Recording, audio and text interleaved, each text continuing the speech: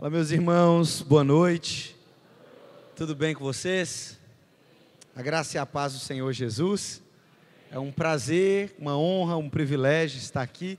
Se eu não me engano, é a segunda vez que eu estou aqui, né? Segunda ou terceira? Terceira? Isso aí, ou segunda ou terceira, uma dessas aí, mas se for a segunda é bom que me chama a terceira, se não a quarta, e vamos embora. A gente é da mesma família.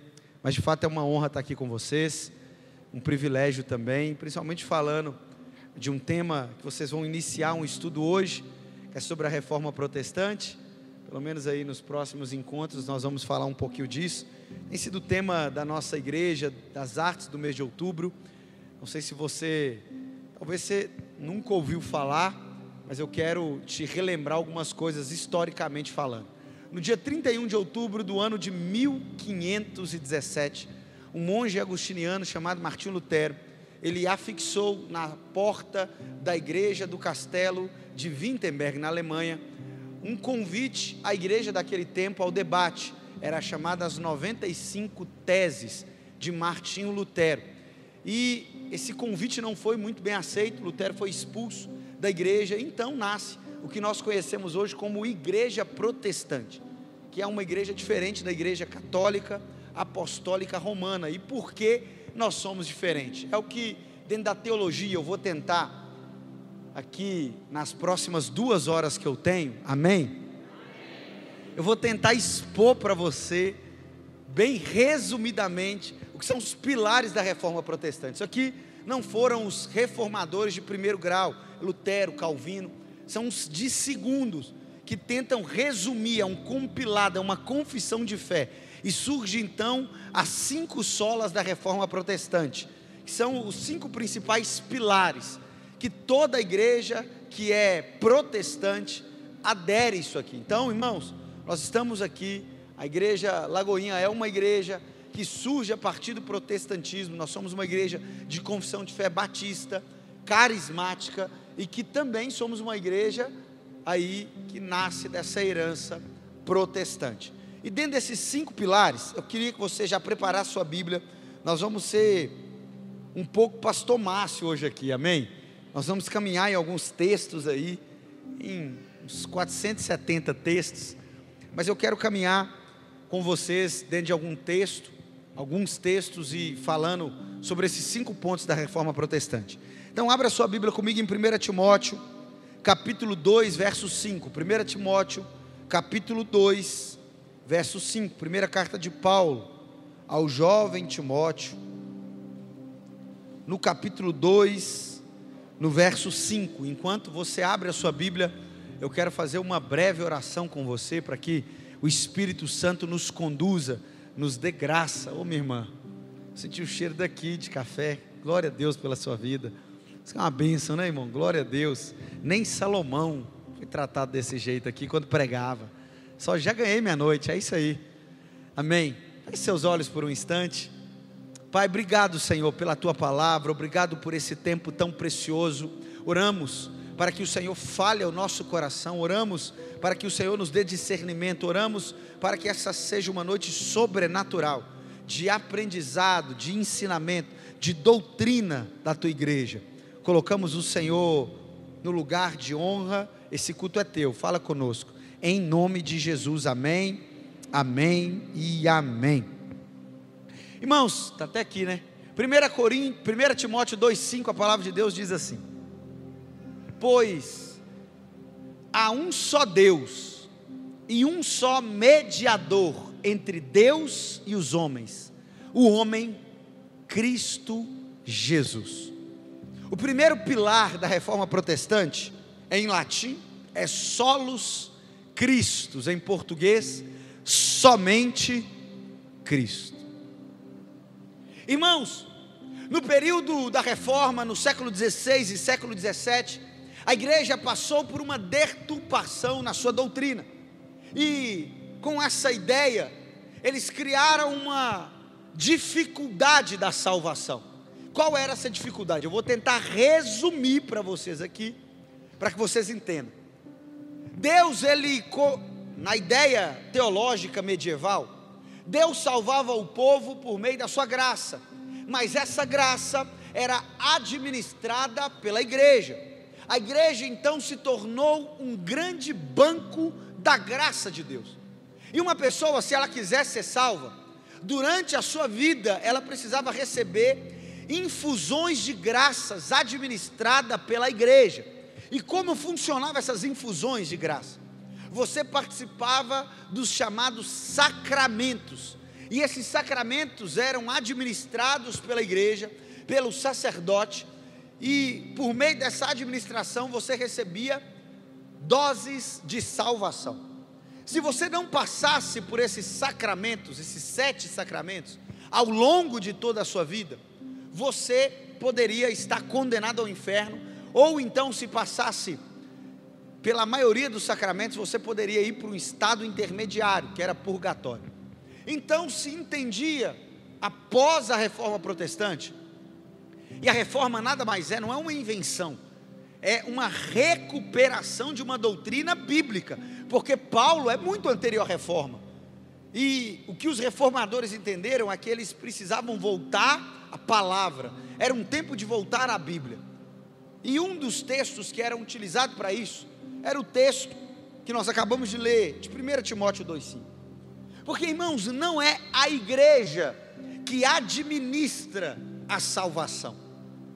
Você não chega num culto como esse, no final do culto você procura o pastor e fala assim: pastor, eu vim ao culto fé na quarta-feira, na Lagoinha Nacional, então agora pastor, se eu morrer hoje, eu estou salvo porque eu vim no culto.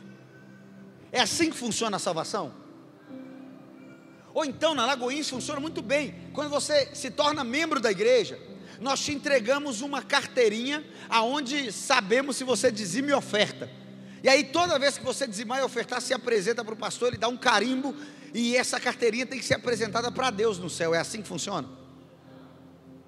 Espera aí, então uma pessoa ela só consegue chegar até Deus, não é por meio da igreja, não é por meio do dízimo e oferta. Eu poderia citar inúmeros outros exemplos aqui.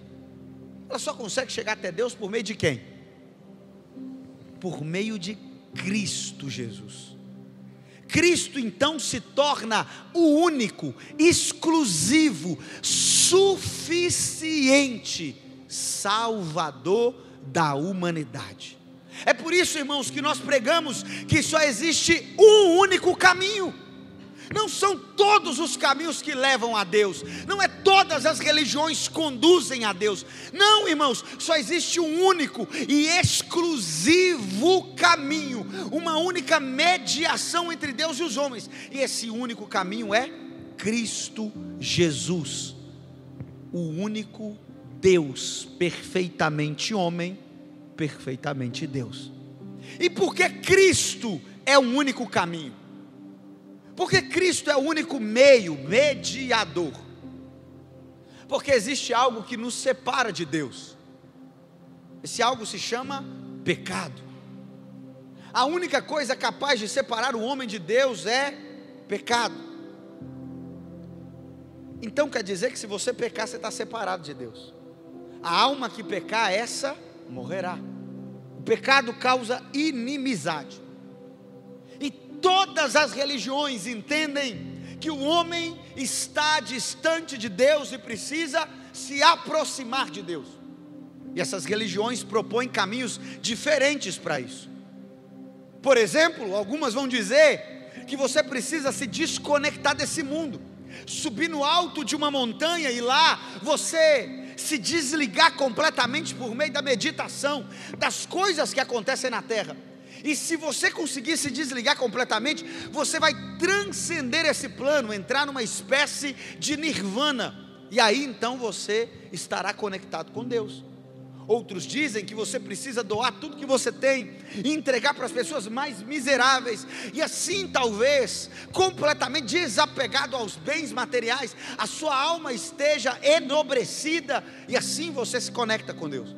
Outros vão dizer que você precisa praticar boas obras, e assim talvez você se conecta com Deus. E todo mundo está propondo um caminho diferente. Mas irmãos, é impossível se aproximar de Deus se você não estiver em completa santidade. Porque Deus é santo, Deus é justo, e Deus não tolera o pecado, porque o pecado é uma afronta à santidade de Deus. Isso quer dizer que qualquer pessoa que aparecer em pecado, Deus tem que responder de maneira justa. E qual é a resposta justa? Alguém que se aproxima dele indevidamente, é a ira ser despejada sobre aquela pessoa. Então como que nós vamos nos aproximar de Deus, se a santidade de Deus nos repele? Nós somos seres pecadores. Nós precisamos de alguém que se intrometa no meio dessa relação, de alguém que esteja no meio dessa relação. Quem vai resolver isso? O homem não consegue. Algumas religiões vão sacrificar animais, para que os animais sejam os sacrificados ao invés dos seres humanos. Mas a gente sabe, uma espécie não pode morrer pela outra. É o ser humano que tem que mediar isso. Deus resolve. Como que Deus resolve? Eu quero ilustrar isso aqui para que você entenda como que a sua relação com Deus foi resolvida. Vem cá, vocês dois estão de preto. Vocês são irmãos, não, né? Você também, varão. Vem cá, meu querido. Vem cá também. Homem de Deus. Eu vou são irmãos, né? Vocês parecem, estão de preto igual, trabalham de garçom. Esse aqui vai ser Deus o Pai. Ele parece mais com Deus Pai, não parece? Faz um rosto de mal assim. Isso, bem sério. Vem para cá, vou te levar para outro extremo. Rosto de mal, porque a gente tem a impressão de que o Deus do Antigo Testamento é mau, não é? Você não tem essa impressão? E aí está aqui, ó, esse Deus aqui, Deus Pai Santo, justo. A sua santidade impede que pecadores se aproximem dele. Eu vou escolher alguém para ser pecador aqui. Vou escolher o pastor, que ele é mais maduro. Ele vai saber lidar com as críticas. Então vem cá, você fica perto do pai lá. Está aqui o pecador. Olha para o rosto dele, ele tem rosto de pecador. Faz uma cara triste. Está aqui longe do pai, mergulhado nas suas iniquidades, acabado, miserável, pobre, cego, nu, desgraçado. É ele, o pecador. Por isso que tinha que ser pastor, tá vendo? Porque senão ele não ia entender, ele podia ficar chateado. E aí está aqui, o pecador, ele precisa se aproximar do pai, mas ele não consegue se aproximar do pai porque eles estão separados. E ele não pode se mover porque ele precisa de uma distância de segurança. Porque se ele se aproximar mais do que o devido, o pai mata ele pela sua justiça. É por isso que Adão se escondeu. É por isso que Moisés não conseguia olhar, porque existe uma glória, uma justiça que impede nós, seres humanos, mortais, de nos aproximar de Deus. Então como que Deus resolve essa equação? Deus propõe um caminho. Deus então envia o próprio Filho. Deus está enviando parte dele. O próprio Filho vem, o Verbo se fez carne, habitou entre nós, vimos a sua glória, a glória como unigênito do Pai. E aí o Filho chega aqui para buscar quem? O pecador. Mas quando ele busca o pecador, preste atenção, o pecador tem uma conta para pagar. E qual é essa conta para pagar? Porque o salário do pecado é o quê? Então o pai precisa matar o filho, para que o pecador fique vivo. E o que o filho faz? O filho se entrega ao pai. Irmão, presta atenção, não é a cruz do Império Romano que matou Jesus, foi a ira de Deus sendo despejada nas suas costas, imerecidamente, porque ele não conheceu o pecado. Aquele que não conheceu o pecado, se fez pecado por nós, para que nele fôssemos feito justiça de Deus. Então o filho assume o lugar do pecador, ele morre, ele sofre as consequências do pecado de um homem iníquo, por isso que ele se tornou um homem, representando a humanidade. Agora, quando ele ressuscita, depois de morrer no lugar, o pecador então, não é mais ele que vive, agora ele precisa se esconder em Cristo. Fica aqui, fica atrás dele aí, se esconde atrás dele aí, isso. Aí, quando Cristo, depois de morto, sabe o que acontece? Ele fica na terra andando? Não, o que ele faz? Ele volta para o Pai, não é? Então vai voltando para o Pai devagarzinho aí, filho. Aí, Deus Filho está voltando para Deus Pai. E aí quando o Pai olha, o Pai não está vendo o pecador. Sabe quem que o Pai está vendo? O Pai está vendo Cristo. E o Pai não olha para olhar o pecador, ele olha e vê o Filho, porque o Filho está mediando no meio do pecador e de Deus o Pai, porque à medida que o Filho chega, o pecador também é recebido justificado na relação com Deus o Pai. Amém. Obrigado, pecador, você é uma bênção, está justificado. Glória a Deus. Deus é bom demais. E aí, irmãos, olha que lindo isso. Você tem um caminho, não é pegar todo o seu dinheiro e dar aos pobres. Você tem um caminho, não é ir para o alto de uma montanha e ficar meditando. Você tem um caminho, não é se bater, se martirizar. Você tem um caminho. Cristo é o caminho que leva até o Pai. É o único caminho vivo, porque Ele venceu a morte. É o único caminho reto, porque Ele é justo. É o único caminho que imputa a justiça, porque nele nós estamos justificados. É por isso, irmãos, que Paulo diz: ei, não sou eu mais quem vivo, é Cristo quem vive em mim.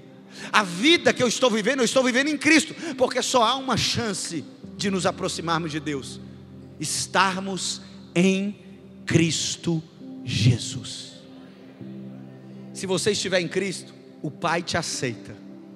Ele é o seu mediador, único mediador. Irmãos, não adianta ir para outras pessoas. Pastor não te leva para o céu, placa de igreja não te leva para o céu, dízimo não te leva para o céu, seus sacrifícios, méritos não te levam para o céu, mas a sua fé em Cristo Jesus, essa é capaz de te levar para o céu. É somente Cristo e somente Ele. Ah, pastor, quer dizer então que eu não preciso dizimar, não preciso ir na igreja? Não, irmão, tem nada a ver uma coisa com a outra. Se você recebeu Cristo, você vai querer andar com quem recebeu Cristo também, ou você vai querer andar com quem está com capeta? Então crente anda com crente, tem comunhão com crente, porque, irmãos, na verdade todos nós aqui fazemos parte de um mesmo corpo. Sabe qual que é esse corpo? Corpo de Cristo. Aqui tem dedinho de Cristo, aqui tem mão de Cristo, aqui tem pulmão de Cristo, aqui tem o corpo de Cristo aqui representado. Nós não fazemos boas obras para conquistar a salvação, nós fazemos boas obras porque conquistamos a salvação. Se você está em Cristo, irmão, você não consegue fazer mais o mal. Se você está em Cristo, a sua mente é de Cristo, seu coração é de Cristo. É por isso que, vivendo uma vida em Cristo Jesus, nós precisamos usar a nossa vida para Ele. Você está falando palavrão com a boca de Cristo? Quem te deu essa autoridade? Sabe esse papinho de meu corpo, minhas regras? Acaba com a fé cristã. Sabe por quê? Corpo de Cristo, regra de Cristo. Se Ele fala que não pode tocar, a gente não toca. Se Ele fala que não pode andar, a gente não anda. Se Ele fala que não pode falar, a gente não fala. Porque nos tornamos em uma simbiose perfeita, unidos a Cristo Jesus. É por isso que a Santa Ceia não é um canibalismo, porque é do mesmo corpo, sangue do seu sangue, corpo do seu corpo. Nós fazemos parte do corpo de Cristo, estamos inseridos, enxertados nele, a videira verdadeira. Só há um mediador entre Deus e os homens. Ele é o nosso mediador, irmãos. Ele é aquele que está no meio. Quando nós olhamos para Deus e nos aproximamos sem medo, sem temor, é porque Cristo possibilitou que isso acontecesse. Os reformadores entenderam essa verdade bíblica, essa realidade bíblica, e deixaram isso muito claro: é somente por Cristo, em Cristo Jesus. Não há nenhum outro mediador. Maria não é mediadora, Raquel não é mediadora, anjos não são mediadores, profetas não são mediadores, pastores, líderes não são mediadores. É Cristo, o único mediador entre Deus e os homens, e somente Ele. Mas além de Cristo, Ele apresenta outro princípio. Abra comigo aí Efésios capítulo 2, verso 8 e 9. Efésios capítulo 2, verso 8 e 9.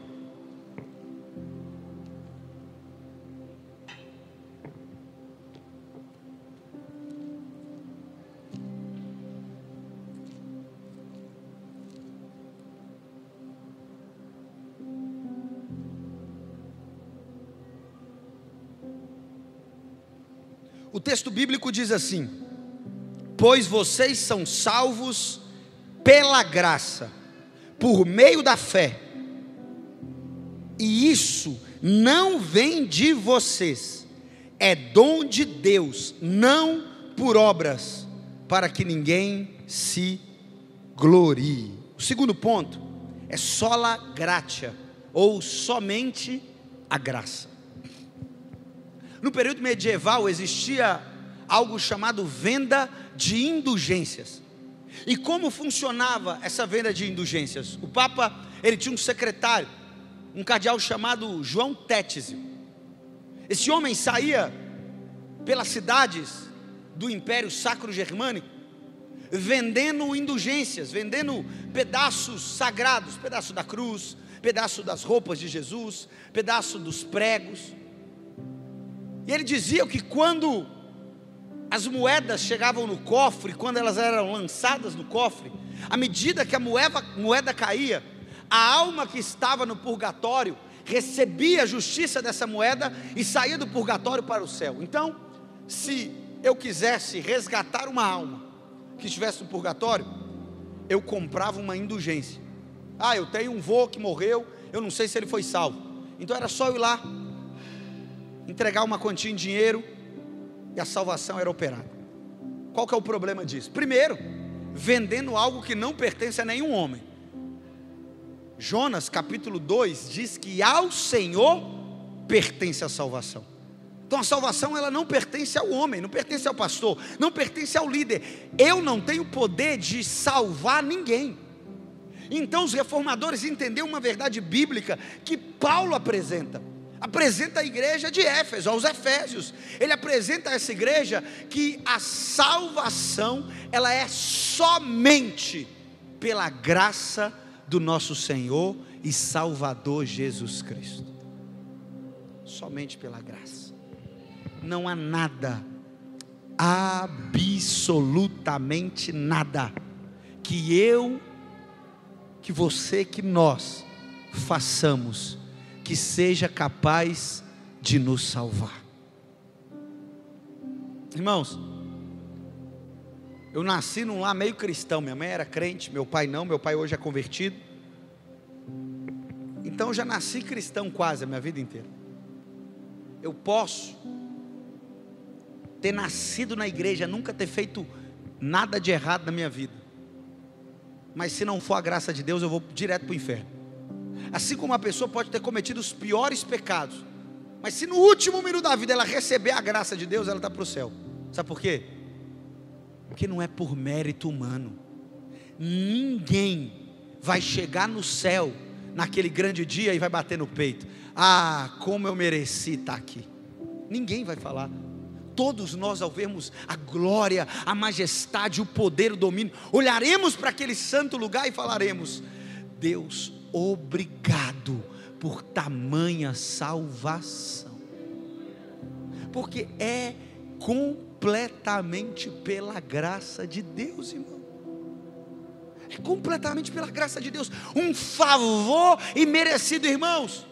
Deus é um Deus misericordioso, e pela sua misericórdia Ele nos poupou do que nós merecíamos. E sabe o que nós merecíamos? A ira de Deus despejada em nossas costas. Ao pecar, a palavra diz que o salário do pecado é o quê? Então quer dizer que o justo pagamento, o honesto pagamento por aquele que comete pecado é morrer instantaneamente. E sabe por que você não morreu no seu pecado? Instantaneamente, porque eu tenho certeza, não há ninguém inocente nesse salão. Todos nós pecamos. Se boiar, todos nós pecamos hoje, antes de vir para o culto. Você não pecou na prática, pecou no pensamento. Todos nós. E por que então não morremos imediatamente? Porque por misericórdia Deus nos poupou daquilo que nós merecemos, o inferno. Mas Ele não só nos poupou, como Ele nos deu aquilo que nós não merecemos. Por misericórdia Deus nos livrou do inferno, mas por graça Deus nos deu o céu. Por isso que nós apresentamos diante dele na total dependência, irmãos.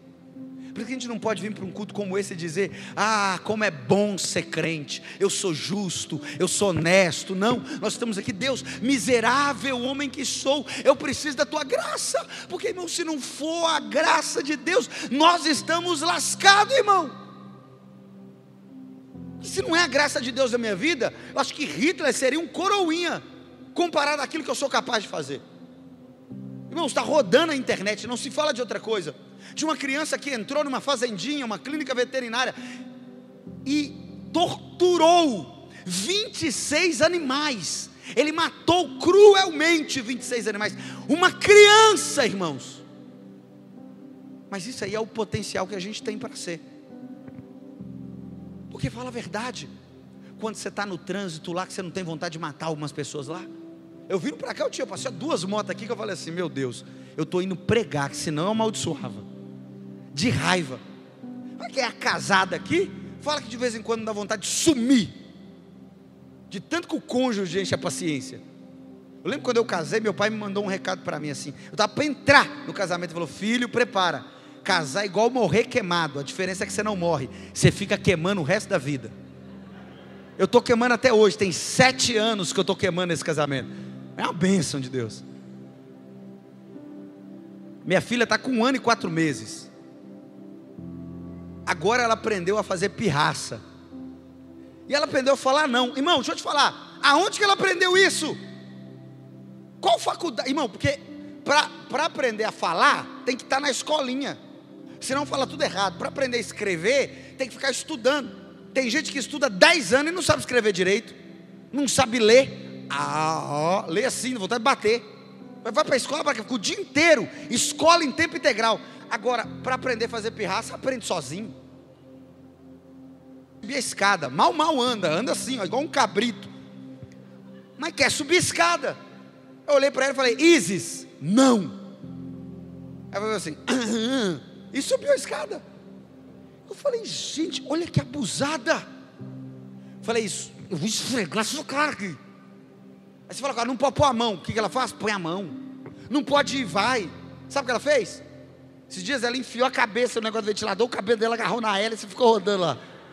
E eu cheguei, estava minha filha assim com a cabeça, o ventilador parando, saindo fumaça. Eu falei: meu Deus, vai morrer. E aí eu peguei ela lá cuidadosamente, aí abro o ventilador, aí destravo os parafusos, cuidadosamente. Eu vou tirando o cabelo dela. Aí na hora que eu tiro, ela e enfia na cabeça de novo. Irmão, qual a condição de uma criança dessa ir para o céu, irmão? Só pela graça do Senhor Jesus. Porque se não for a graça de Deus, irmão, e ela é filha de quem? Da mãe dela. Eu falo: minha não é essa menina desse jeito, não é minha filha não. Misericórdia, mas agitada, anda para um lado e para o outro. Minha esposa fala: parece você pregando, não fica quieto. Eu falei: o diabo está usando minha esposa agora para jogar as coisas na cara. Mas a gente precisa da graça de Deus, irmão. Se não for o favor imerecido do Senhor, irmão, nós estamos lascados. Se não é a graça de Deus na nossa vida, ninguém é salvo por mérito próprio, ninguém é salvo por obra própria. Ao contrário, você é salvo por mérito, mas não seu, pelos méritos de Cristo na cruz do Calvário. É por isso que ninguém vai aparecer diante do Pai e falar: ah, Deus, eu fiz isso, eu preguei minha vida inteira, eu orei minha vida inteira. Ele vai dizer: sai para lá que eu não te conheço. Mas quem aparecer de mão vazia e falar: Senhor, eu não tenho nada para oferecer, mas eu venho em nome de Cristo Jesus, na graça do nosso Senhor e Salvador Jesus Cristo, ele vai dizer: vinde, entrai, bendito do Pai. Pode vir ensaiar comigo. É Cristo, irmão, e pela graça, somente Cristo, e somente pela graça de Deus. Amém? Tá, e como eu me aproprio disso tudo? Porque Cristo não está aqui visivelmente, e a graça não é um copo de vitamina de abacate que eu tomo. Como que você se apropria disso tudo? A gente vai para o próximo ponto. Abre aí Romanos capítulo 3, verso 21 e 22.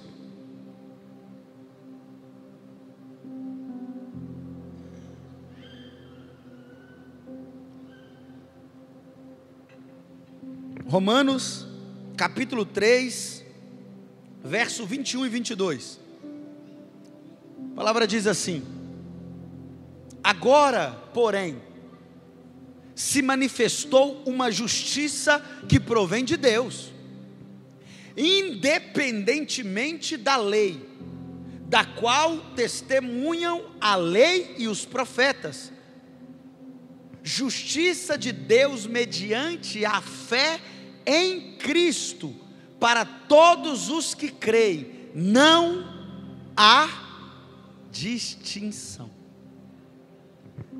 Sabe o que você precisa fazer para se revestir de Cristo?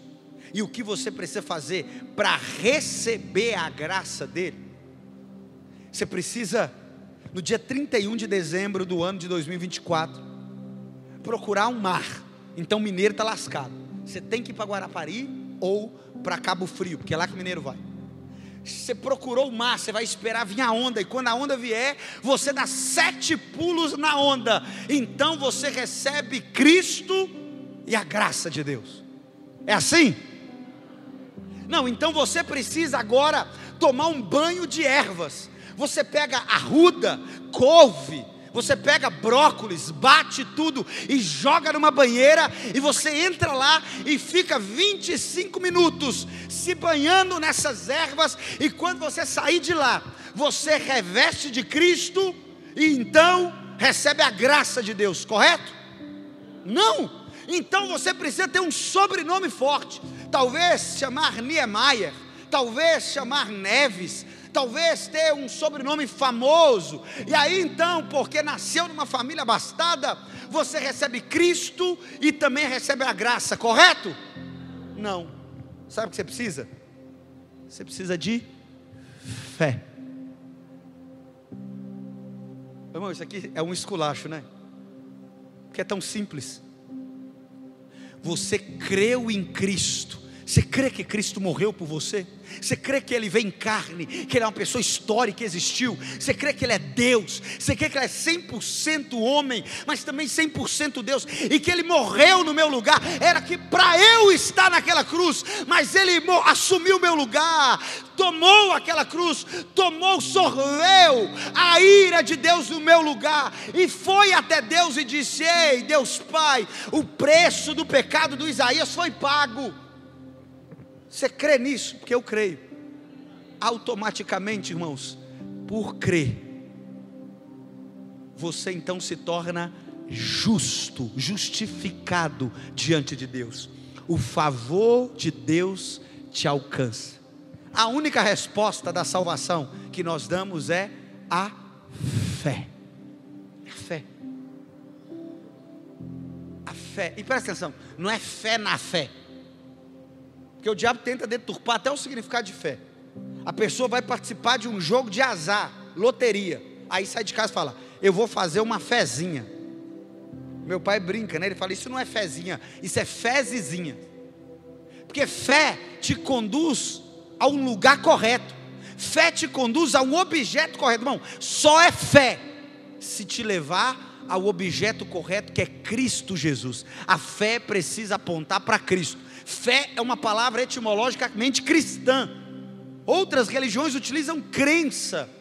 Nós utilizamos a palavra fé. E o que é a fé? A firme convicção das coisas que não podemos ver, mas que interiormente nós cremos. Irmãos, eu não vi Cristo na cruz do Calvário, mas pela fé eu tenho uma firme convicção de que há 2000 anos atrás Ele estava naquele madeiro. Ei, eu não sei quando Ele vai voltar, mas com os olhos da fé eu confio piamente na sua promessa de que em breve Ele voltará para buscar a sua igreja. Isso é fé, irmão.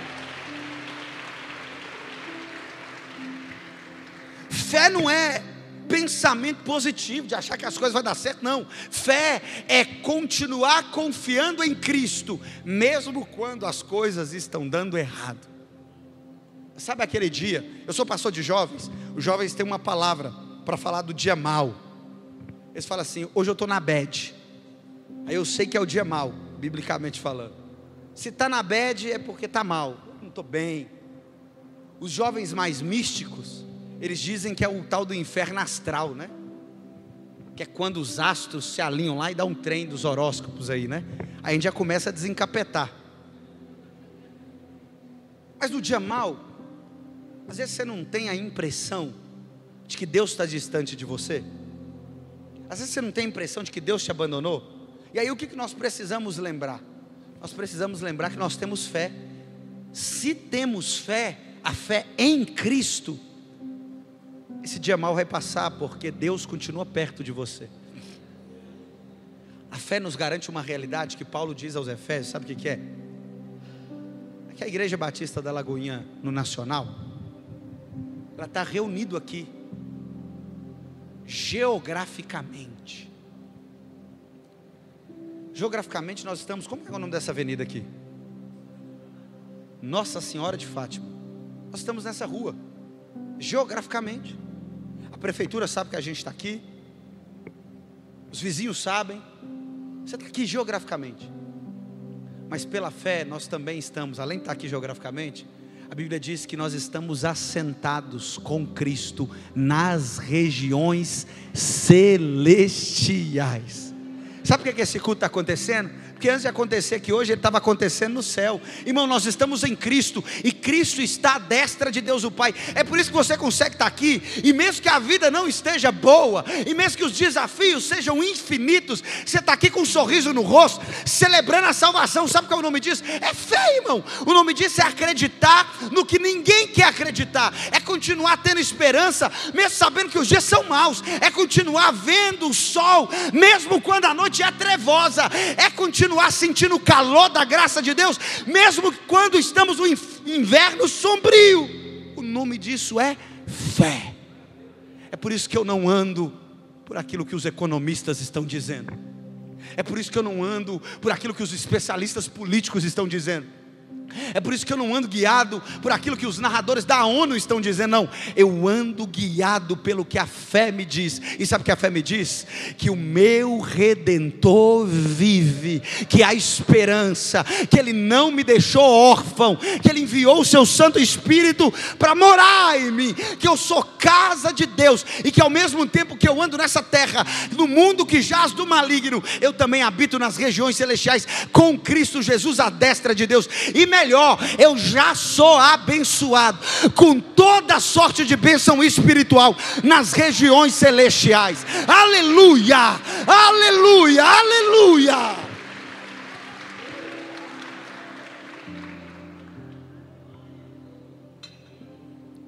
Vamos lá para o próximo. Abra comigo em 2 Timóteo capítulo 3, verso 16. 2 Timóteo capítulo 3, verso 16.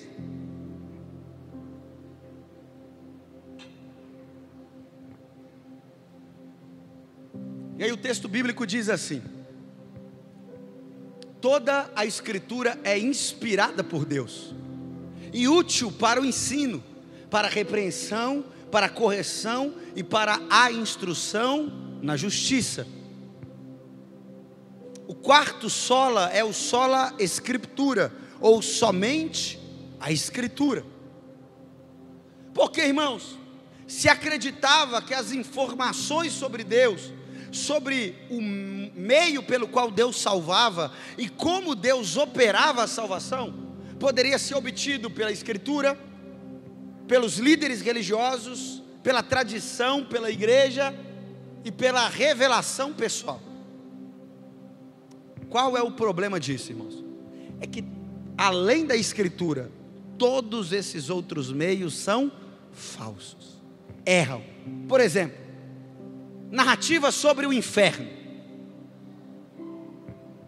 Nas 2 décadas passadas, década de 90 mais ou menos, 80, o Brasil sofreu com um número muito grande de crentes que foram levados até o inferno. Crentes que foram até o inferno, e no inferno tinha uma sala. Essa sala torturavam, por exemplo, estrupadores. Outros diziam que no inferno tocava Xuxa. É daí que surgia a ideia de que o Xuxa de trás para frente era o diabo falando. O diabo devia estar assim: cara, da onde que esses caras tiraram isso? Nem eu aguento ouvir a Xuxa, é muito ruim. Criaram-se muitas coisas. Qual é o problema? é que a maioria das narrativas sobre o inferno se contradiziam. E como nós vamos saber qual é a verdadeira? Porque, irmãos, experiência pessoal não faz doutrina. Sabe o que é que faz doutrina? Só tem uma palavra que inerrante, infalível, foi revelada por Deus, é a Bíblia. Toda a escritura foi inspirada por Deus. Não é todo sonho, não é toda visão, não, é toda a escritura, irmão. Visão lindo, guarda para você. Sonho lindo, guarda para você. Mas para ensinar a igreja, para doutrinar a igreja, é a palavra de Deus.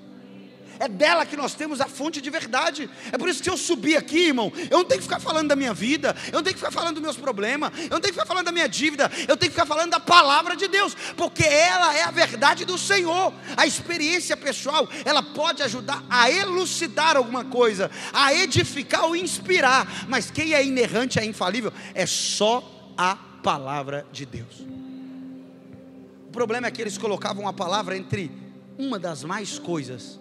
O Papa, quando ele se assentava na sua cadeira, ele tinha uma autoridade que eles chamavam na tradição de ex-cátedra, ou sentado na cadeira. Sentado na cadeira, o que ele falava era Deus falando. Então, se um homem sentado em uma cadeira ungida falasse que deveria matar alguém, eles entendiam que Deus estava mandando matar aquela pessoa. Mas isso é de uma insanidade, porque não há nada parecido nas escrituras.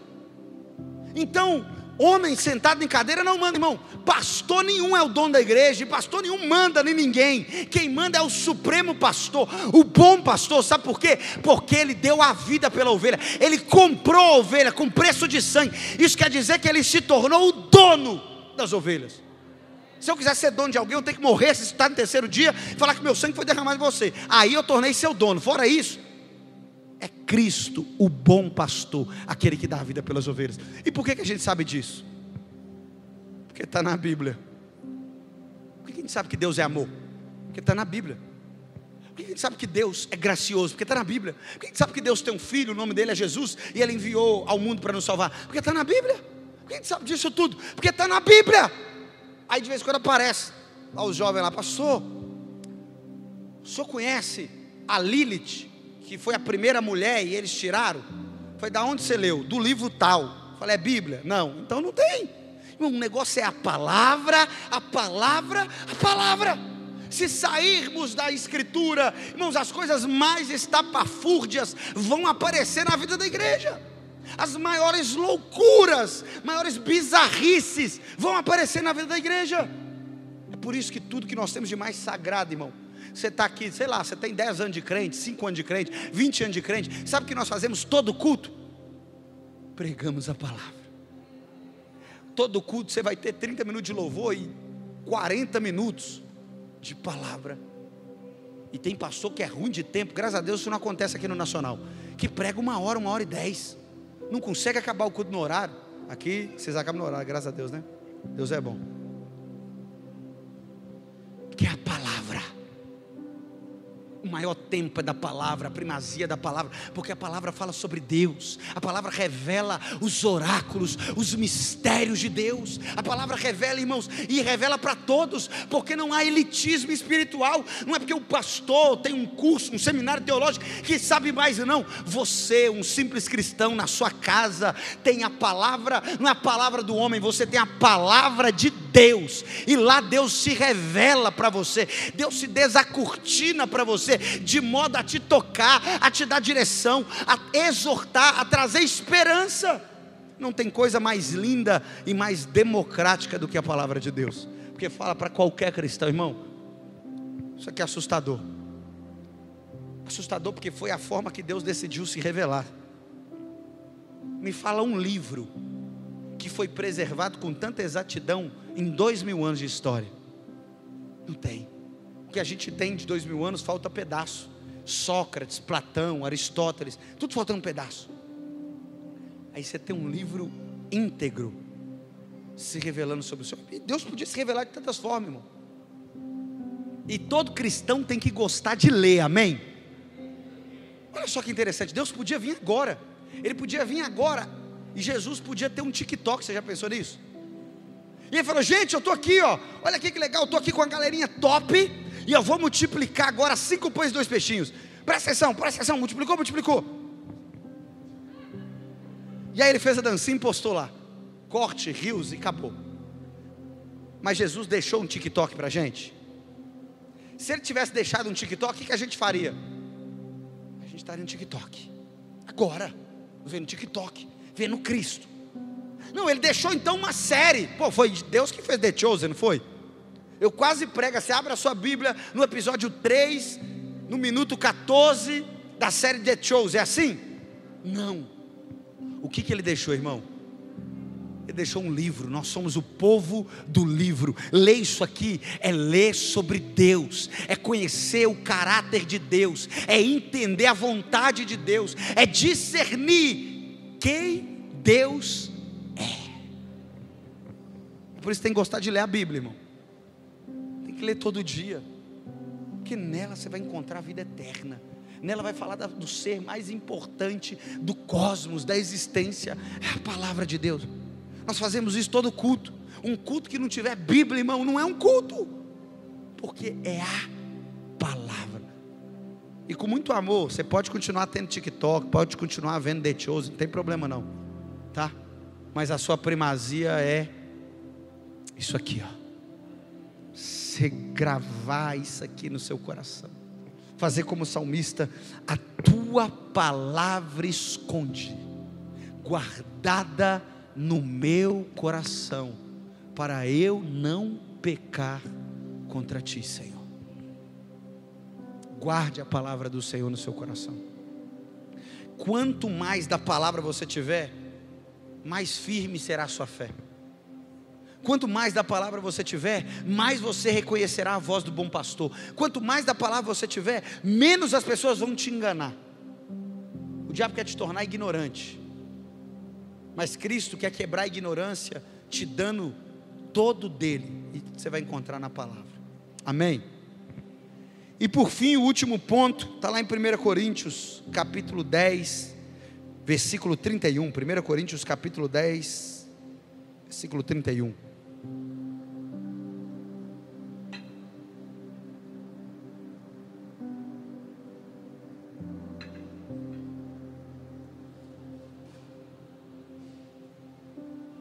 Paulo está ensinando a igreja, dizendo assim: quer vocês comam, quer bebam, quer façam qualquer outra coisa, façam tudo para a glória de Deus. No período medieval, irmãos, o mundo era dividido entre sagrado e profano. Existiam aqueles que por profissão viviam em um ambiente consagrado. Esses faziam para a glória de Deus. Mas os que tinham vidas profanas precisavam comprar favores para viver perto de Deus. O clero, o alto clero, eram aqueles que viviam em sagrado. Mas um simples camponês desenvolvia uma atividade profana. Havia uma separação entre o que era sagrado e o que era profano, o que era da igreja e o que não era da igreja. Mas o problema é que isso é antibíblico, porque não há nada que o cristão faça que não tenha o propósito de glorificar o nome do Senhor. Paulo, por exemplo, resolvendo uma questão da igreja de Corinto, que vivia com divisões intermináveis, comida sacrificada aos ídolos, ele começa a falar das coisas mais básicas da existência humana. Ele diz: olha, se você comer e se você beber, são necessidades primárias. O ser humano precisa comer todo dia. Alguns comem até mais do que deveriam, mas precisa comer todo dia, precisa beber todo dia. O ato de comer e o ato de beber é um culto prestado ao Senhor. Quer dizer que quando você está lá no seu serviço da meio-dia, você pega a sua quentinha, arroz, feijãozinho, você até preparou a marmita, está lá, o zoiudinho com a gema mole, cenoura e abobrinha com carne moída, E quando você abre aquilo ali, irmão, e você fala assim: obrigado, Deus, por essa comida. E come com a boca boa, com o coração cheio de gratidão, você está glorificando o nome de Deus. Eu me lembro uma vez, eu trabalhava numa empresa, gestão e guarda de documentos. E eu acordava muito cedo, a empresa era em Contagem, eu morava em Santa Luzia, e eu atravessava 3 cidades, Santa Luzia, Belo Horizonte e Contagem, para chegar no meu trabalho. E ficava com muito sono, irmão. Além disso, eu estudava na faculdade, saía tarde, então tudo para mim era dormir. Eu lembro que eu comia igual um devorador, assim, para ter mais tempo para dormir. Então comia em 10 minutos, para tentar dormir o restante. Ia lá correndo, ia tentar tirar um cochilo, o famoso quilo. Você sabe o que eu estou falando. E eu me lembro uma vez que meu patrão me levou para comer, e não ia dar para eu dormir, porque a gente foi num restaurante, mas era o hábito, comer correndo. E eu lembro que eu comi correndo. E ele olhou para mim e falou: que isso aí, você está passando fome? Eu falei: não, costumei comer correndo. Ele falou comigo: você é cristão, não é? Eu falei: sou, pentecostal ainda, do rataté. Ele: então, quando você come, você sabia que a comida está pregando para você? Eu falei: a comida está pregando? É. Você não come todo dia? Eu falei: como todo dia. Essa comida está olhando para você agora e está te dizendo assim: você está se alimentando para satisfazer uma necessidade, mas eu não sou suficiente para satisfazer, porque você vai voltar a ter fome de novo. Mas chegará um dia que alguém vai satisfazer você por completo. Então hoje, se alimente parcialmente, porque um dia você vai ser alimentado plenamente por o pão vivo que desceu do céu. Eu falei: cara, eu nunca tinha pensado por esse lado. Hoje, irmão, eu posso comer a feijoada que for na sexta-feira, que ela completa, tem pé de porco, focinho de porco, cérebro de porco, tudo lá, misturado com feijão preto, que caldo maravilhoso, irmão. Não tem que isso, é maravilhoso, tá arrepia aqui, ó. Aí você come isso tudo com couve, e você põe uma rodela de laranja, que eu não consigo entender, por que tem laranja? E se você passar mal, a culpa é da laranja estragada. Não tem nada a ver com o focinho do porco, não tem a ver com a pata do porco, estava lá, que você chupa a canela do porco. Irmão, pelo amor de Deus, quem gosta de canela? Não, olha isso aqui, irmão, vê isso aqui, dá vontade de você comer. Mas na feijoada a gente come. Mas você pode bater o prato de feijoada que for, que vai dar à noite, você está com fome de novo. E você vai ter que requentar a feijoada velha, e o feijão velho fica bom, igual pizza dormida. Feijão preto velho é maravilhoso. Aí você esquenta de novo e come de novo, mas dá fome de novo. Sabe por quê? Porque nenhuma comida da face da terra pode nos satisfazer, mas tem um pão celestial que pode suprir todas as nossas necessidades.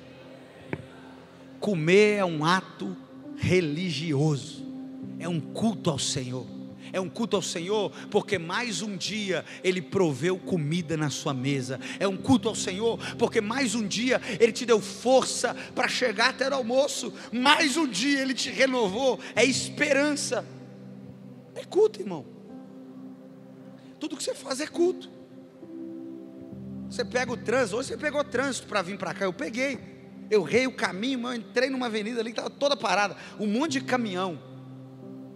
A palavra que eu vou pregar, que é tudo para a glória de Deus, eu estou agarrado no trânsito para a glória de Deus. Aí, irmão, não tem jeito, eu tenho que pôr uma Cassiane lá no carro, eu tenho que cantar, tá chorando, louve, porque é culto. Tudo vira culto, irmão, porque tudo é para a glória de Deus. Quer comais, quer bebais, você fazer qualquer coisa na sua vida, o único fim é glorificar o nome de Deus. E sabe por que nós estamos aqui nessa noite? Não é porque é mais um culto, isso aqui não é mais uma agenda religiosa. Tem um monte de igrejas agora espalhadas em Contagem, em Belo Horizonte, com cultos. Agora, por que esse tanto de culto? Para quê? Você vê um pastor estranho pregando? O pastor é esquisito, ele é meio todo torto. Isso mesmo, desconjuntado. Hoje eu fui fazer um teste de físico lá, para tentar voltar para a academia, e o cara falou que meus ombros são tortos, minha barriga é torta, minha perna é uma mais comprida. Eu falei, eu sou defeituoso. Eu acabei de sair daqui desesperoso. Eu falei, não tem que malhar, eu tenho que nascer de novo, né? Porque misericórdia, o tanto de defeito que você pôs, meu IMC, gordura localizada. Falei assim, não, o seu problema não é nem a barriga. Eu falei, eu achei que era. O problema é tudo, entendeu? Eu tenho gordura localizada espalhada por todo o corpo. Eu tenho que fazer exercício para o cotovelo, que tem muita gordura. Mas por que a gente está num culto como esse, irmão? É porque você quer glorificar o nome de Deus. É por isso que você cantou louvando e adorando. Louvando, sabe o que é louvar? Quando você louva alguém, é elogiar alguém. Agora, sabe o que é adorar? Adorar é se entregar sem reserva. Você veio aqui na adoração e se derramou completamente ao Senhor. E agora na palavra, porque você está ouvindo sobre a Bíblia, sobre um livro, porque você quer glorificar a Deus com a sua vida, irmão. Você vai sair daqui, eu não sei o que você vai fazer. Talvez você vai dormir, mas durma o seu melhor sono, porque o seu sono é para a glória de Deus. Amanhã, se você acordar e tomar um bom café, coma esse café para a glória de Deus. No seu trabalho, vai lavar vasilha, lave vasilha para a glória de Deus. Vai pegar o transporte público, pegue o transporte público para a glória de Deus. O que você faz aqui na igreja e o que você faz na sua vida, irmãos, são exatamente da mesma importância para glorificar o nome do Senhor. É por isso que nós não somos um povo que adora o Senhor só num culto de quarta-feira, não. Você está adorando o Senhor no culto na sua casa, enquanto você estuda, tudo que você faz é para a glória de Deus. Agora deixa eu te perguntar, você está na escola e não está estudando o suficiente para fazer a prova, e está colando, você acha que isso está glorificando o nome do Senhor? No trânsito, você está aí lá buzinando igual um endemoniado, você acha que isso está glorificando o nome do Senhor? No seu relacionamento você parece um capeta com o cônjuge, você acha que isso está glorificando o nome do Senhor, irmão? A gente precisa viver como se tudo que nós fizéssemos é para a glória do Senhor. Está estudando, você tem que ser o melhor aluno da escola, para que você tire a melhor nota. Para quê? Para bater no peito e dizer eu sou bom? Não. Toda honra e toda glória é do Senhor Jesus. Você está trabalhando, você tem que ser o melhor funcionário. Para quê? Para bater no peito e dizer olha como que eu tenho compromisso? Não. Toda honra e toda glória é do Senhor Jesus. Você está aqui no culto, você tem que se derramar integralmente. Olha como ele é crente? Não. Toda honra e toda glória é do Senhor Jesus. Somente Cristo, somente a graça, somente a fé, somente a Bíblia e somente a Deus toda a glória. Fique de pé no seu lugar e eu quero finalizar aqui.